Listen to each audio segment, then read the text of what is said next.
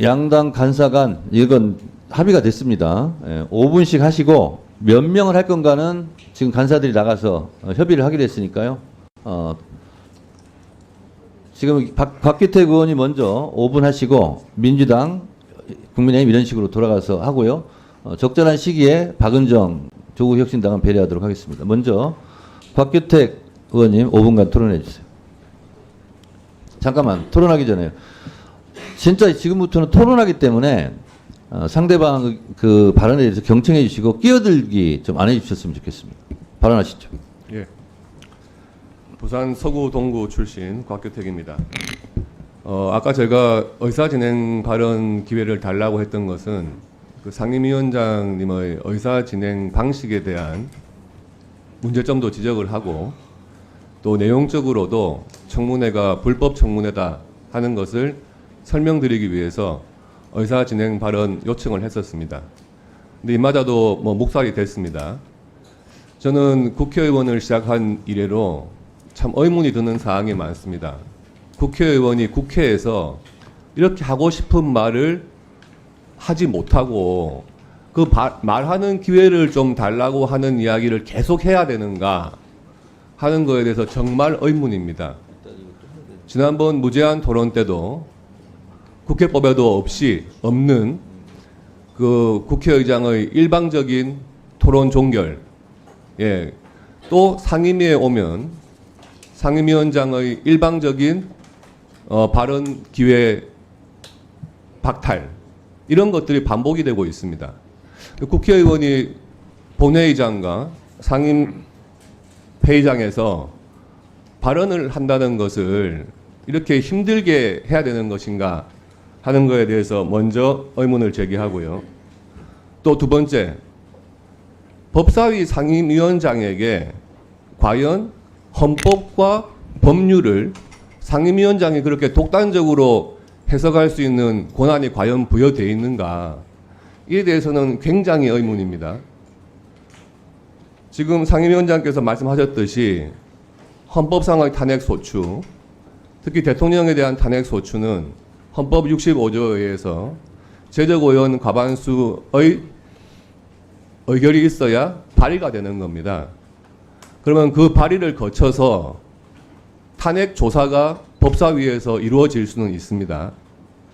근데 그런 헌법적인 절차가 있는데도 불구하고 민주당에서는 그런 절차를 거치지를 않고 청원을 가지고, 청원 내용도 탄핵 발의 청원입니다.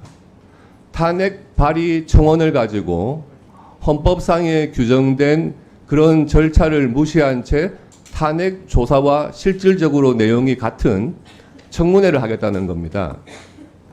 그걸 근거로 드는 게 중요 안건이기 때문에 청문회를 할 수 있다.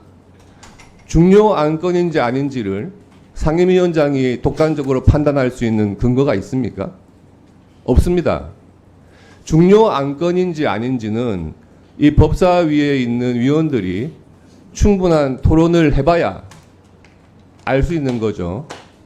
그런데 이 탄핵 청원이라고 하는 거는 대통령의 탄핵 청원이 아니에요. 그래서 중요한 사항이 아닙니다. 탄핵 발의를 해달라고 하는 청원입니다. 그 청원 내용 좀 똑바로 보시기 바랍니다.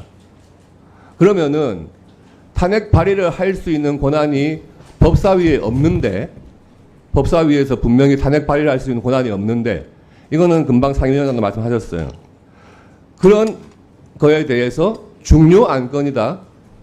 안건이 될 수도 없고 중요한 안건도 아닙니다.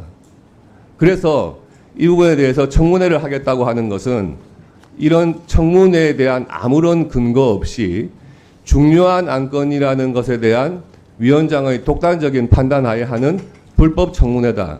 이렇게 말씀을 드리고요. 또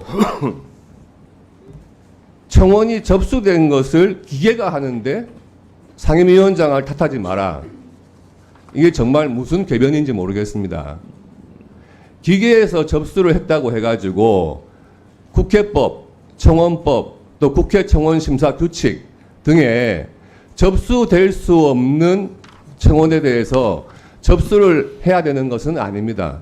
기계가 잘못된 거죠. 그런 것을 바로 잡는 것이 상임위원장의 역할이에요.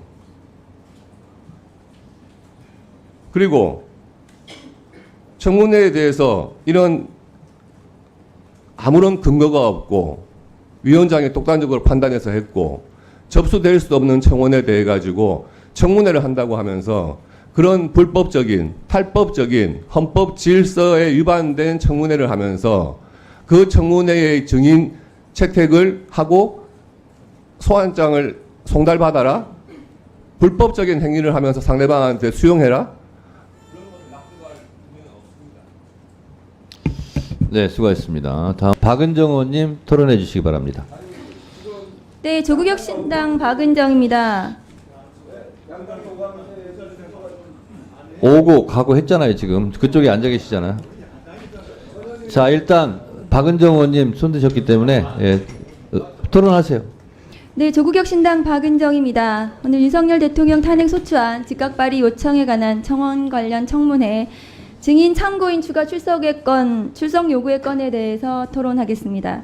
우선 지금 추가로 증인 신청된 증인들 중에서 이원석 검찰총장에 대해서는 지금 김건희 여사 관련해서 소환하겠다는 검토만 지금 몇 년째 하고 있는지 모르겠습니다. 그래서 제가 검찰청을 검토청으로 바꾸라고 말한 적도 있습니다. 지금 4년 주가 조작 사건 같은 경우에는 4년째 지금 김건희 여사에 대해서 항소심 공범들의 재판이 끝나고 있는데도 제대로 된 수사, 직무유기에 가까운 수사를 제대로 하지 않고 있습니다. 그리고 명품백 관련해가지고는 세상에 알선수재로 조국혁신당에서 고발했음에도 불구하고 이 명품백은 어디에 있는지 압수수색을 해야 함에도 공문으로 달라는 요청을 간절하게 하고 있는 정말 한심하고도 정말 어떻게 얘기해야 될지 모르겠습니다. 이 검찰에 대해서. 그 부분에 대해서 이원석 검찰총장에게 질문을 해야 합니다. 그리고 강의구 대통령 부속실장에 대해서는 윤석열 전 검찰총장 감찰 당시에 부속실에 근무했습니다. 당시에도 윤석열 전 검찰총장 감찰과 관련해서 그 윤석열 전 검찰총장의 위법한 직무 수행과 관련해서 어떻게 옆에서 보자 했는지 굉장히 의심스러웠는데 지금 우리 탄핵 청문회 관련해서도 강우규 부속실장을 반드시 불러서 이 대통령실의 위법행위, 대통령의 탄핵과 관련된 위법한 직무 수행에 대해서 반드시 질문을 해야 된다고 생각을 합니다. 이 두 사람에 대해서는 우리 이번 탄핵 청원과 관련된 그 청문회에서 반드시 중요한 증인으로 출석 요구를 할 필요가 있기 때문에 증인으로 신청을 하는 바입니다. 그리고 한 가지만 더 말씀을 드리고 싶습니다. 지난 12일 야당 법사위원들의 대통령실 출석 요구서 전달과 관련해서 지금 국민의힘 의원들이 계속해서 이것이 불법적인 행위라고 말씀을 하고 계시는데요. 국회 법사위에서 적법하게 의결을 해서 청문회를 열기로 했습니다. 몇 번을 말씀을 드려야 하는지 모르겠습니다. 그것을 반복해서 말씀을 드리는데도 계속해서 이것이 불법이라고 말씀하시는 것은 국민의힘 의원들이 이 청문회에 대해서 제대로 알지 못하고 계신다고 생각합니다. 제대로 공부하셔가지고 이 청문회에 임해 주셨으면 좋겠습니다. 국민의 대표인 국회의원들이 법사위에서 청문회를 열고 이 청문회는 반드시 대통령 탄핵을 발의할 정도로 위법행위가 있었는지에 대해서 조사해서 국회의장께 보고하도록 되어 있습니다. 이 청문회가 순조롭게 적법하게 이루어질 수 있도록 협조를 해야 된다고 생각합니다. 네, 잠깐.